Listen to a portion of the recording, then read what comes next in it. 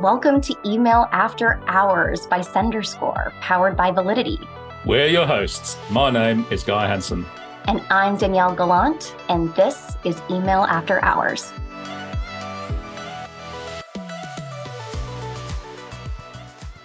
We hope that everyone is ready to connect with their inner email nerd today because we are about to get technical. In this episode, we're diving into two acronyms that can make or break your deliverability and enhance your brand's visibility. And those are DMARC and BIMI. Now, these acronyms may sound like more alphabet soup. We have a lot of that here on the podcast.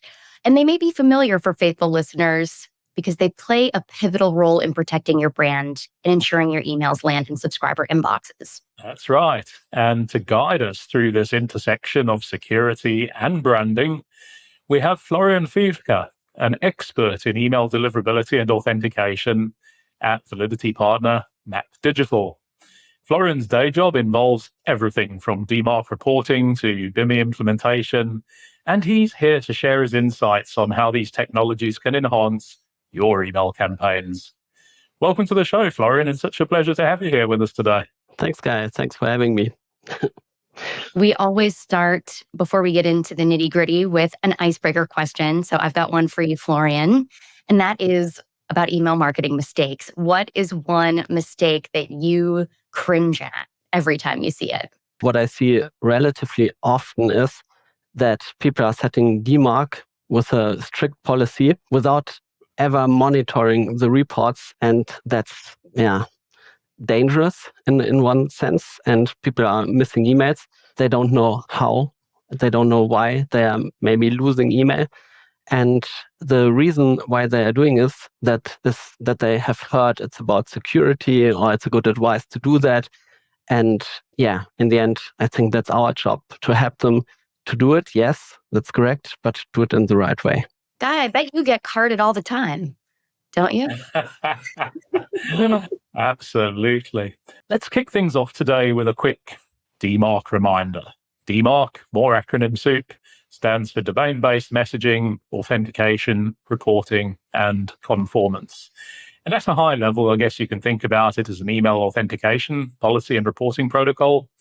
And while most email marketers are at least familiar with DMARC now because of the new Gmail and Yahoo requirements, they may be less familiar with how it actually works, especially with the two other key authentication protocols, SPF, Sender Policy Framework, and DKIM, Domain Keys Identified Mail.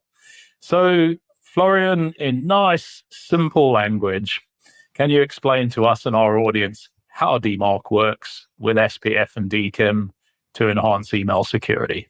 Yes, I try to. So DMARC requires us to authenticate, and there's, as email as a base format doesn't contain any sort of authentication, we have two additional technologies, SPF and DKIM, as you mentioned, and there's two possible ways to authenticate.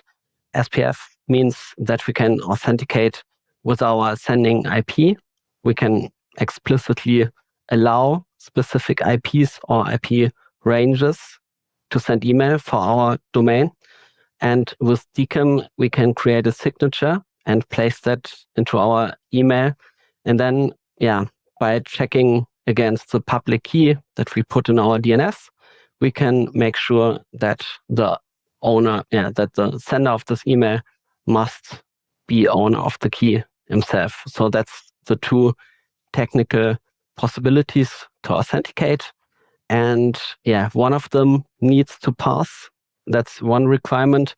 And then once it does, we have the possibility to set up policy, how recipients should treat our email in case authentication doesn't pass. And on top of that, we receive a reporting.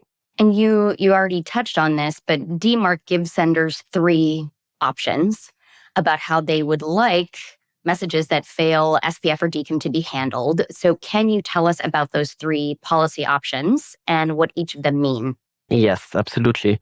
So first of all, there's the policy of none, which sounds useless in the first point of view, but it's not at all. it gives us the possibility to receive reports without that authentication or missing authentication is punished as an action. So that's sort of the monitoring or implementation status. And once this is set up, we can upgrade the policy to either quarantine or reject. And quarantine means that the email failing authentication from our domain should be placed in the junk folder. And reject means that we simply reject the email at all. So let's dig into that a little deeper, because I think, as we know, Gmail and Yahoo's new bulk sender requirements is that there must be a DMARC policy of at least P equals none for the sending domain. And I think it's fair to say that these new requirements have absolutely created a load more DMARC awareness than was the case before. But of the three options, as you say, P equals none isn't completely useless, but it's certainly the weakest of the three options from a security point of view. So it feels like the majority of the senders that we work with at the moment have gone for the P equals none option. So how soon do you think it might be before they start, before the mailbox providers start enforcing a higher level of policy, quarantine or reject, rather than the sort of P equals none default that we have at the moment? The first step was very important to have a DMARC policy in place at all. And DMARC policy of none created a lot of awareness that senders are actually aware that it exists. And another key achievement is that marketers started to see what sort of emails are actually being sent from their domain. That's an insight that they didn't have before. So I would say just this knowledge is also a security achievement. So it's not useless in points of security in my eyes. It was very, very big step. And marketers are very keen to upgrade now to the next level. And I guess it absolutely makes sense because the recipient side, the ISPs, are saying it's not a question of decades. It's not a question maybe of years. It's rather months.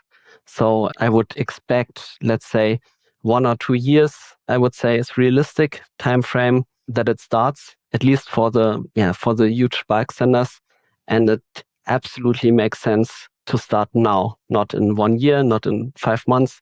Now is the perfect time to start enforcing that.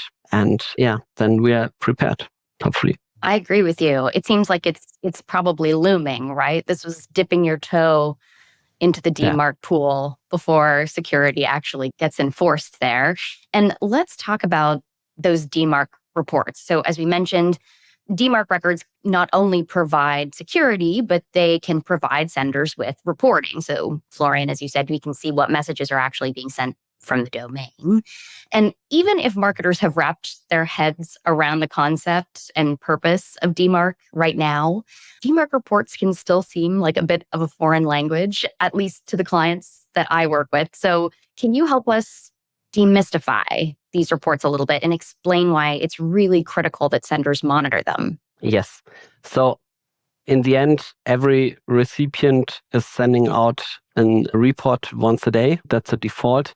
And it's a machine-readable file in XML format. It's structured data, and no one can read that by hand.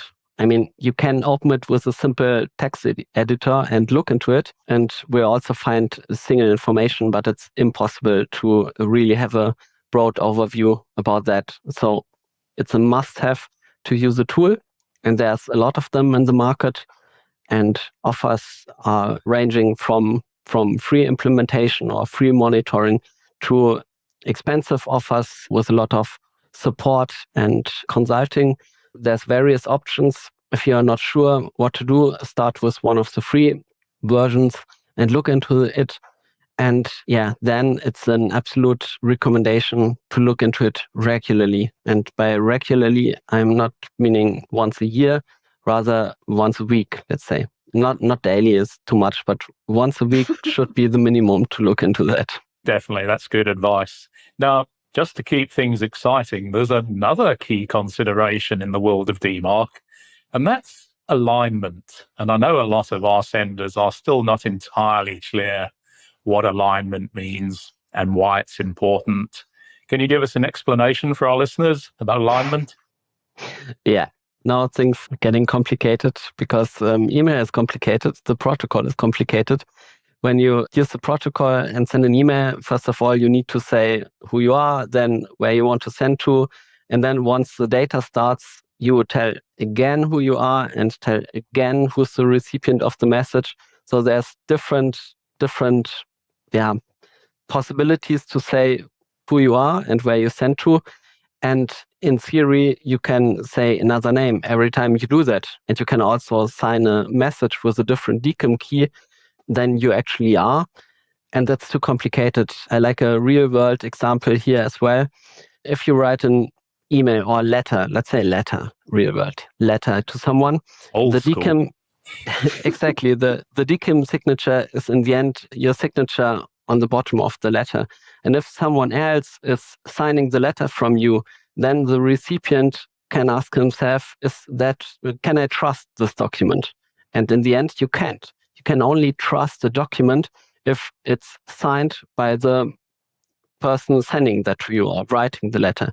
And in the end, that's alignment. If you want to send an email from validity.com, it must be signed by validity.com and not by map.com. Many ESPs are doing that. They are signing the mails from their customers, and it's absolutely fine to do that, but it cannot replace the aligned signature of the company. You can have a second signature to indicate that's one of our clients. We also technically manage this client, but it cannot replace the aligned signature by the sender himself.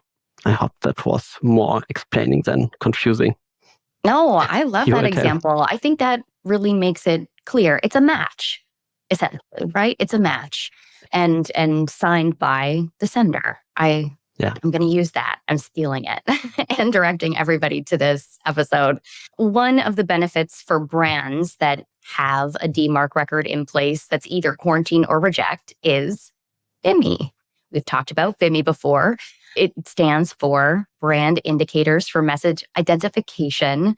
We've definitely talked about it on the podcast, but for listeners who may not have heard these past episodes, Florian, what is BIMI and why is it useful? Yeah, in the end, BIMI is just a standard to, let's say, an opportunity to place an image in the internet and link it in a defined area in your DNS. And the recipient may or may not use that image as a sender logo for you. And that's why marketers love that opportunity to have the sender icon, instead of just the capital letters or initial letters or whatever. And we, as an ESP, also love that opportunity, but not for the same reason, I guess. Our reason to love it is that senders are forced to have a DMARC policy of quarantine or reject in place, because that's one of the requirements for BIMI. And but why not? In the end, it's a win-win situation. Marketers have their logo, we have our technical alignment, and everybody's happy. Absolutely. And listen, I mean, Danielle and myself are huge fans of BIMI. We know you are too.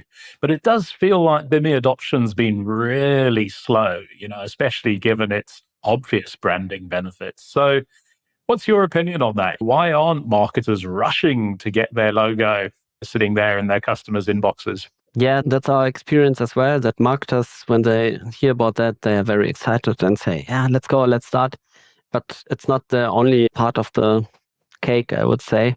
Depending how big the company is, first of all, it's a challenge to have the requirements in place, the DMARC policy of quarantine or reject on their company domain. That's one of the challenges. Secondary, there's also points from compliance standpoint and technical standpoint that may be critical.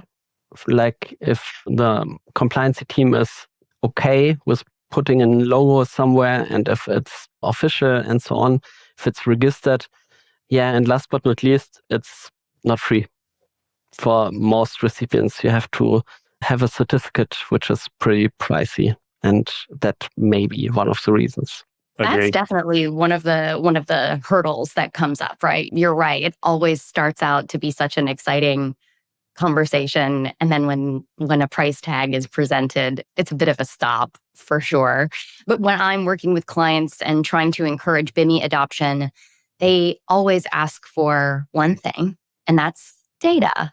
How is it actually going to improve the way that subscribers engage with my mail? And they're rightly looking for proof that BIMI would increase their open or click rates before they go through with the effort of implementation. But frankly, I think we can all agree that stats on this are pretty scarce.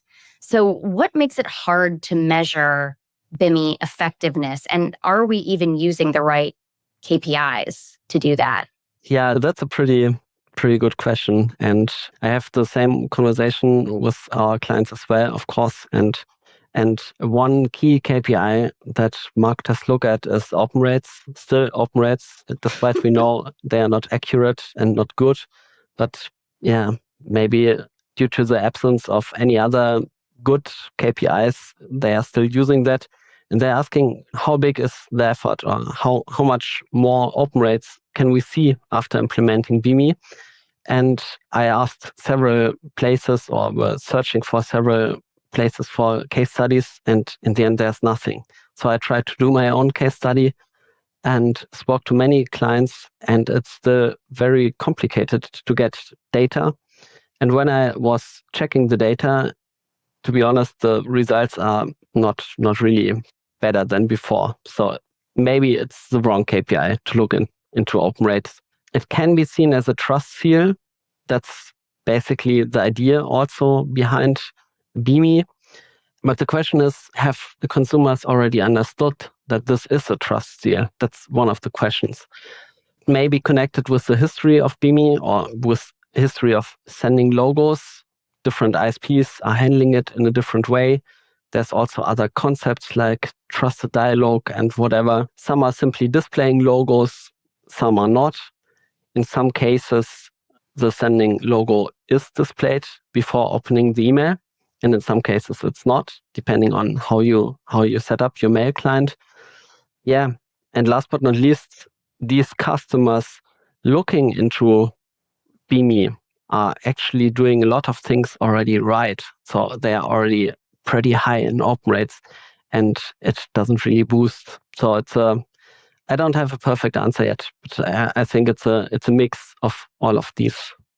I think you make some really good points there. And your comments about the importance of trust are spot on. And I think maybe we need to find a better way of telling that story. I was speaking to two of the analysts from Forrester yesterday, and they've done some really interesting research into consumers' relationships with email. And they're saying, typical consumer has a very personal relationship with their inbox, which is underpinned by trust. And I think the role of BIMI to reinforce that is crucial. And perhaps we can start to tell that story more strongly. But also wanted to come back to a comment you made a few minutes ago when you talked about certificates, and just dig into that a little bit deeper, because we're now at a happy position where most of the B2C mailbox provider market does support BIMI. Email, Yahoo, and Apple will all display BIMI logos if the records are there. And that's probably 90% of the total email population that we're familiar with. But as you alluded to, for Gmail and Apple specifically, there's a catch, because in addition to a BIMI record, they also require a verified MARC certificate. And as you already mentioned, VMCs come at a cost, which is potentially a reason for inhibiting BIMI adoption. Do you think there's other reasons? I mean, it's not necessarily a simple process to apply for a VMC, is it? Absolutely not. No, that's absolutely true. I mean, yeah, the concept itself makes sense. The question whether a domain belongs to a company, whether the company logo is official or not, needs to be answered by someone. And yeah, the biggest providers, Gmail, Apple, say we cannot decide that ourselves. We want to outsource sort of that decision. and therefore an external party has to issue a certificate for that, and they are doing some work as well, which must be paid by someone. Yes, and the whole process is complicated. It used to be more complicated even in the past, when you had to consult a notary in a personal way, show your ID card, old-fashioned style. Nowadays, it's a bit easier, but still complicated to determine who's allowed inside your company to answer that question. Yeah, but especially for the small or mid-sized companies, cost is still a showstopper, especially when it comes to Europe, for example. I mean, in the US, most companies have one .com and they are done. And in Europe, usually companies operate with country code TLDs.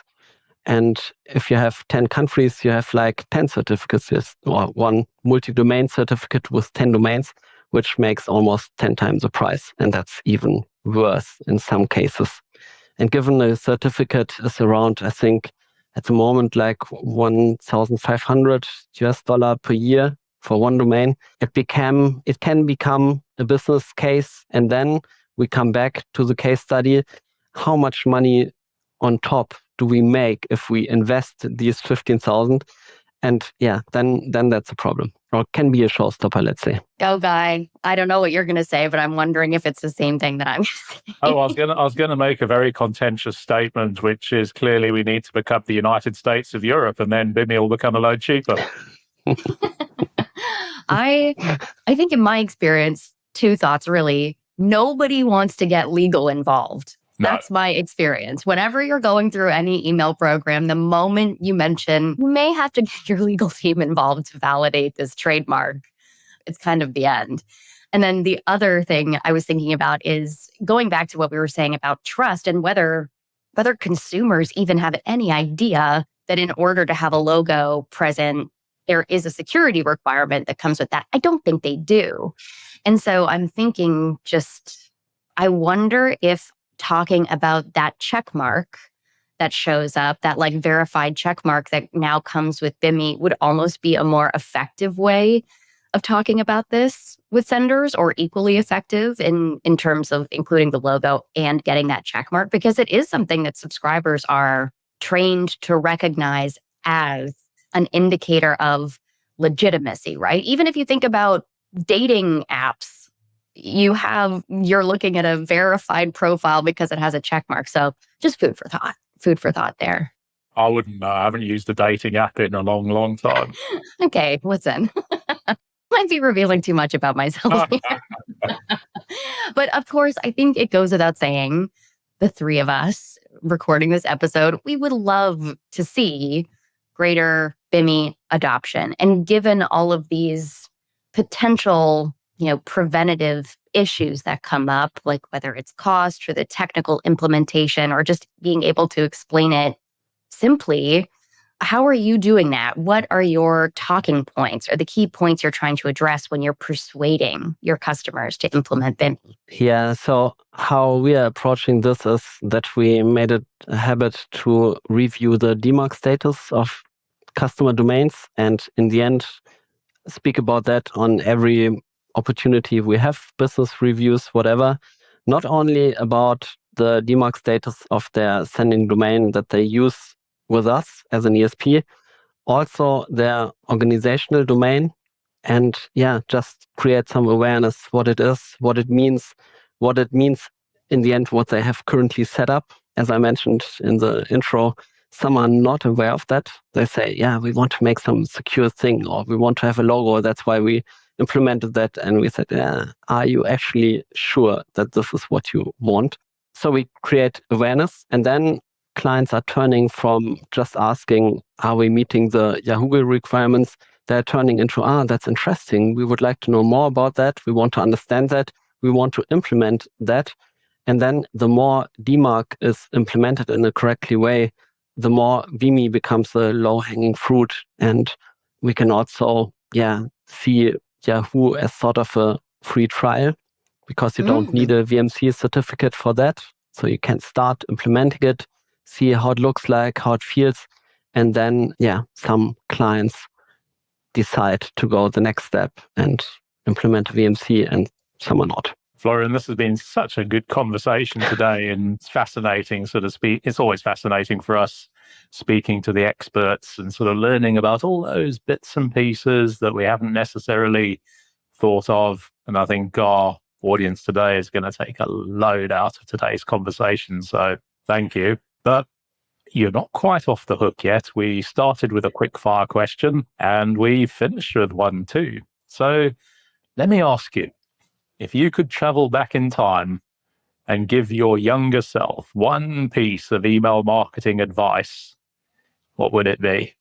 Yeah, first of all, thanks for having me. It was also much fun for me to be here, and thanks for that opportunity. And yeah, my closing comment is I would tell myself, implement the strictest possible policy as early as you can, because one day it will be a requirement and you just make your life easier. Don't wait for the next mailbox provider bomb to drop. I bet that wasn't in Marty McFly's almanac. Well, thank Maybe you not. so much again, Florian. Of course, thank you, Guy. Listeners, we hope you enjoyed this huge nerd session. I'm still going to call it a nerd session. And tune in for another episode in 2 weeks' time. Bye for now. Be sure to tune in next time and hit subscribe so you don't miss any future episodes. And don't forget to visit senderscore.com for loads more great resources to help you become a stronger sender. To all you sleepless senders out there, thank you for joining us after hours, and see you next time.